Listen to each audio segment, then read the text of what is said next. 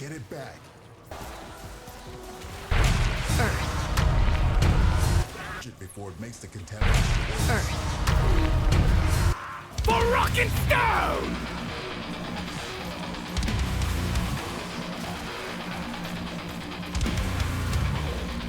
Might interest you.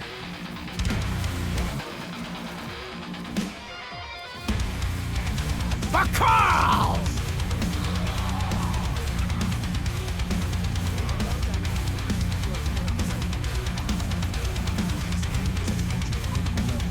Your time is running out.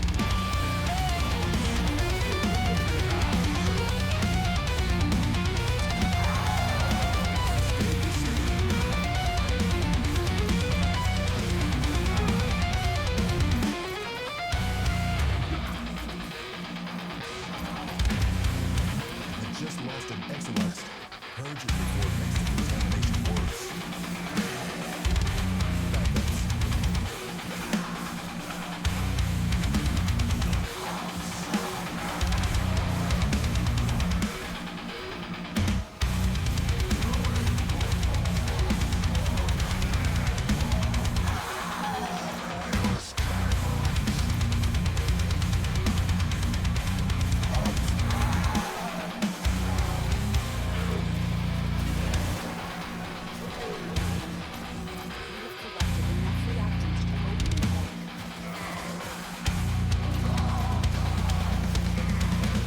Hey, it's your boy, Tsunami Sam, once again. Hope you're all doing well and thriving in this chaotic existence we have dubbed life.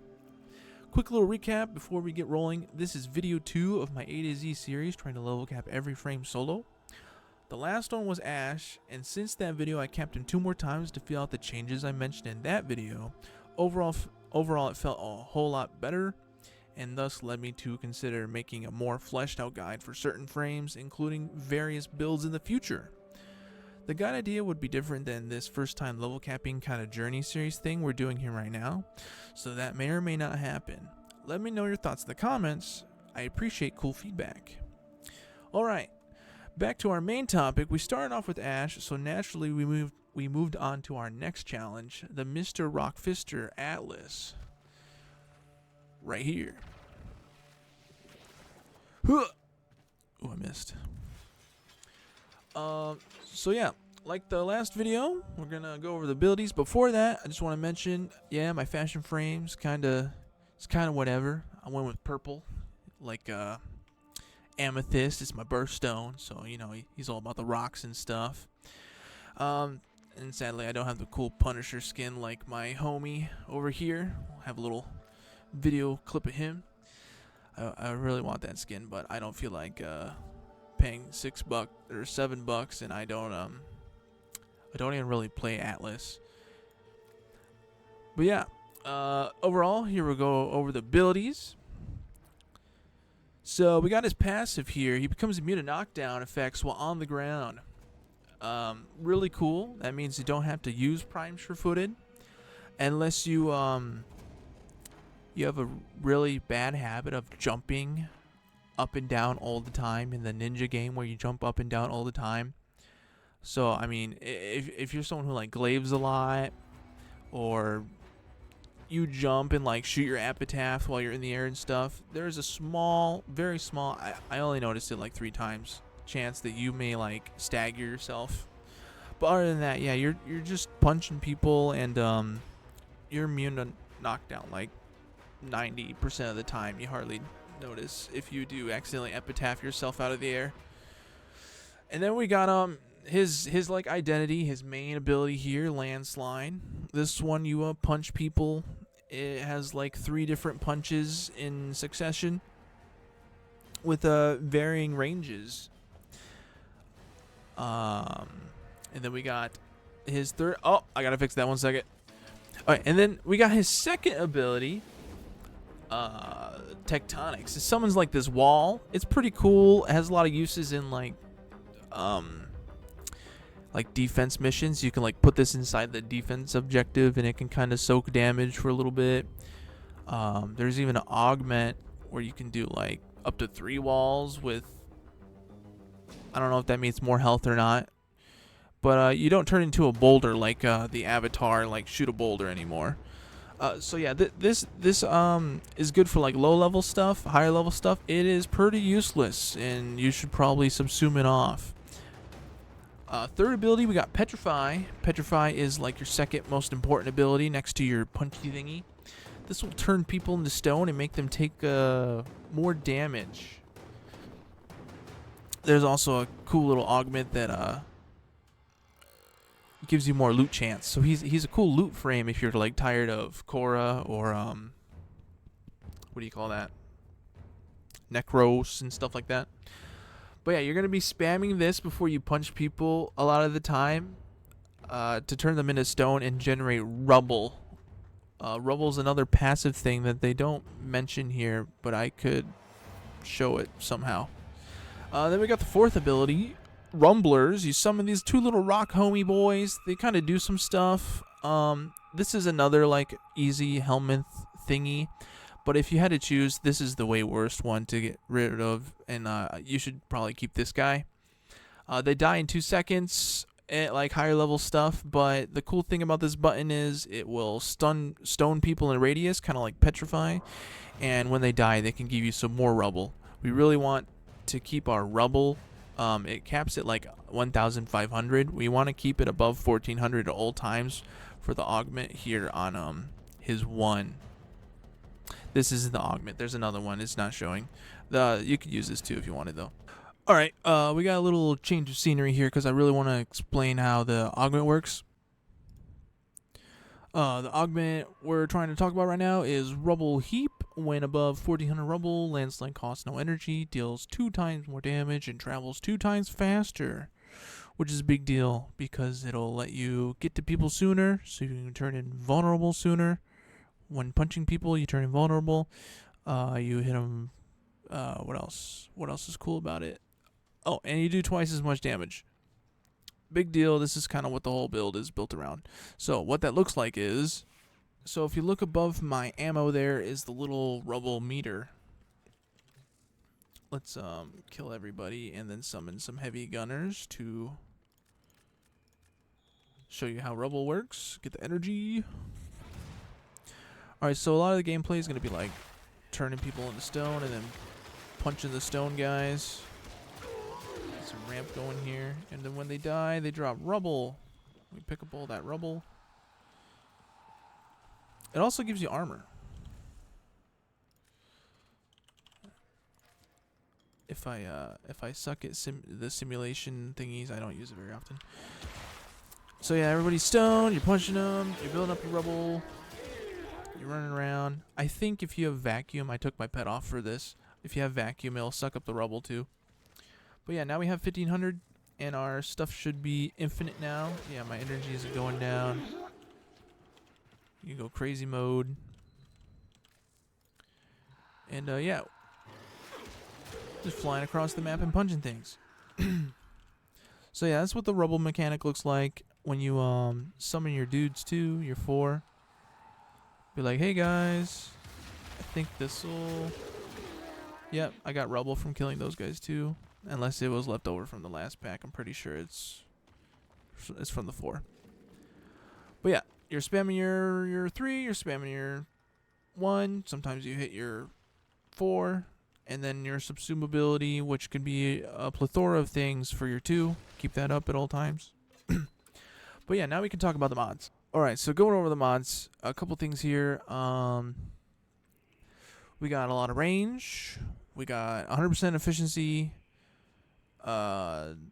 Base duration with some Archon Shards. It's normally 73%. And then like some okay strength. Things to mention here. Why do we have such crazy range? Well, since we live and die by how many things we can punch, I figured bigger range would be really nice. You could punch people like from a whole other room. It really helps like flailing your camera around trying to punch people so you can stay immune and keep rocking brief respite and stuff. Trying to get your Aegis to proc from all your shield regen. That was the whole idea for like not dying. But you total. Oh, and Petrify range and Ophenum Eyes range, which is my substitute choice. But you could totally get away with just doing stretch. I think stretch is actually the better option here. You still got really decent range on the one. Really decent range on the Petrify. These are like the two big things. And then, what's the range? Like 30 meters still on Open Ice. I think stretch is the better mod here. Another thing is 100% efficiency. So, energy economy is another thing he like lives and dies on. Without transient fortitude, this is what I tried in like one of my failed attempts, and I even had like Archon continuity, and I don't remember. Oh, this was fast deflection. That was the failed one. I would run out of energy if you ran below like 1400 rubble. That was also a bad time. And then if with no energy, you like couldn't petrify anybody, and you're dying, and you can't punch people because you're out of energy. It just sucks. So if you had like regular efficiency 100, everything was so much more comfortable.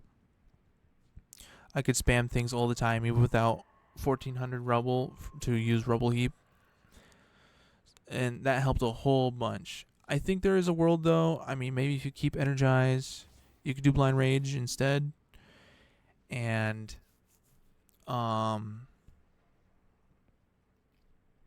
you could use like death cube and stuff probably, and that could maybe sort out your issue with the energy, because he really wants power strength. When I was at level 8,000 to like 9,000 and stuff, my damage really fell off. I wasn't one-shotting things with my punches. I'd had to prime the crap out of them first. So, and this would also buff your Ophenum Eyes for armor stripping. Yeah. So yeah, that could really work. Defensive wise, we're doing Aegis with like all the basic shield tanking, gating stuff. The problem with this is, I mean, it held strong for a long time, but again, around like level 8,000 plus whatever, I started to die a little bit because my shield gate wasn't very long. Stuff just knocks your shield off instantly. I was thinking in my brain, shower thoughts, maybe this could be a fix, so I have more invulnerability uptime on my shield breaks, and a bigger shield to try and soak damage and get Aegis to proc. That could maybe be an option. But I think like the Giga Gamer thing to do would be like just do catalyzing shields, and then even more power strength. So now you can like within 4 seconds you're actually stripping things. That's way more damage. This is probably what I try to do next time with like Death Cube, energy regen, shenanigans and stuff. One little thing before I forget, for like helmet options, I did Ophenum Eyes for armor strip with the build I ran. It didn't have enough power strength to really strip anything, but when I did strip things, it felt really cool. Maybe with like an updated build from what I was doing with more strength, it's super poggers. But other than that, yeah, I really think you should use Nourish. Nourish is really good for energy economy, viral stack, even more viral stacks, so you don't gotta shoot your epitaph or whatever primer multiple times. Or you could do, honestly, Protea's dispenser ability would be really sick, and then you don't have to really give a frick about energy in the first place, and then you could like swap maybe Arcane Energize for more augmented and stuff like that. But yeah, this is what I try next time. I'm never gonna do it next time though. Atlas sucked. It wasn't fun trying to punch anything. Other people might enjoy it if you want to like really get some reps in on your index finger, spamming the one. Go for it. But yeah, one more thing, you could do like whatever you want for the Exilus slot. A bunch of things you do in the Exilus. I mean, it's the Exilus slot. Nothing's really mandatory. And again, with the passive, he's knockdown immune unless you shoot yourself out of the air, which you normally shouldn't because you're spamming 1 or 3 to begin with the whole time. The Exalted Weapon. So this is how I modded his fists. I did melee exposure, and I figured melee influence wasn't really worth it because he already punches things in a wide area anyway. But maybe I'm dumb and I should have went influence. I don't know. I just really like using Prime Fever because it's the highest base element mod I can put on the thing. I also got a Bane mod here. This could be a reach if you wanted. Or maybe that could be Weeping Wounds, and then you could do an electricity mod to do influence if you really wanted to. But yeah, this is what I ran. I punched at like level 10,210 once in a blue moon. Normally it'd be like 2 million. If you primed it up, it's like 30 to 50 million for the punching, thanks to condition overload, and everything's 12x multiplier, everything. But yeah, this is the melee exposure thing. If you want, I also have this cute little stink fist thingy where you do like gas. Oh, electric. That's an electric mod. Where you do like gas electric. This could be fun for like low level stuff. But yeah, this is what I did for the punching of the 10,000 level people. Okay, and then talking about the Archon Shards, we got 2 casting speed. You could probably get away with just 1. The thing here is his 4 has a really long animation, and his 3 has a really long animation. But we really want to pump out the 3s and then get back to spamming the 1s, the punchy boy. So I think 1 is enough. You want at least 1. 2 is like the sweet spot, comfy setup. I have 2 duration shards, so my open of eyes is at least 30 seconds. But I think that's a misplay. And you could do 2 purples here, and maybe a 3rd purple for the crit damage. Or this could be an Tau Forged Energy Orb Increase shard. Same with the second yellow that you would swap off for the second casting speed. So like, I would do, if I did this again, I would do 1 casting speed, like 2 to 4 Tau purples, or 2 Tau purples and 2 energy orb increase shards. That's what I would do for the shards.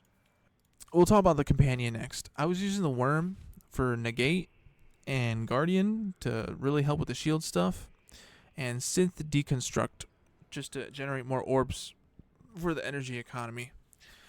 One change I would probably do would be like Death Shield, anything, what's it called?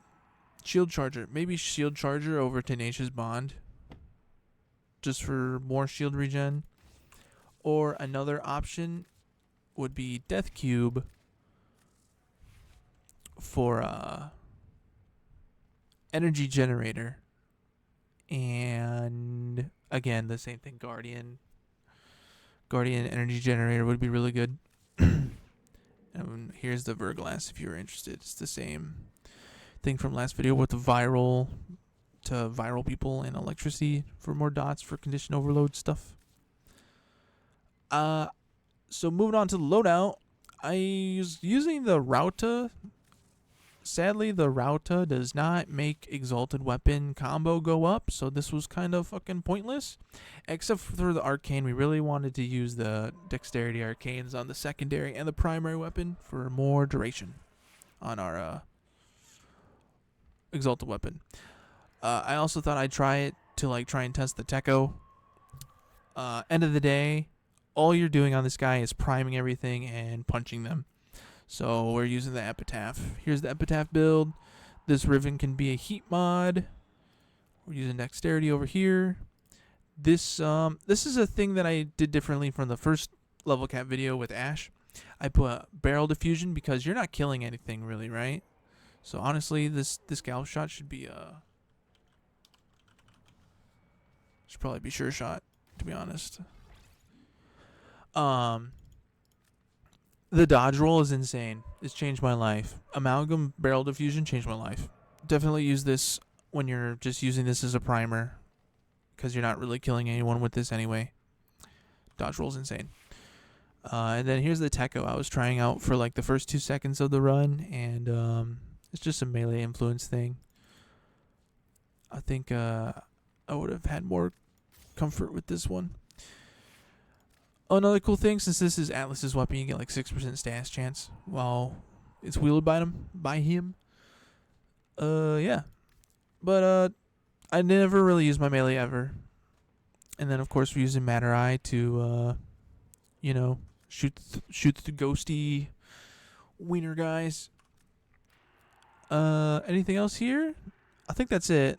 Alright guys, so that about wraps up the video. Next up we did Ash, we just did Atlas, which was a huge pain. Who's next? Banshee? Yeah, I think we do Banshee next. That actually sounds like fun. So hopefully I'll see you in the next one with the Banshee run. And I hope it goes a lot better than this guy, because Atlas was rough. I just didn't enjoy it. I'm sure other people would. There's a bunch of other things you could like move around, min-max around and stuff, make it feel a lot better. But that was my Atlas run. This is my Atlas video and my little A to Z level cap series journey. And I hope I see you in the next one. Let's do a little cute wavy emo after he stops punching. All right, have a good one, guys. You matter. You're important. All right, bye. Sure.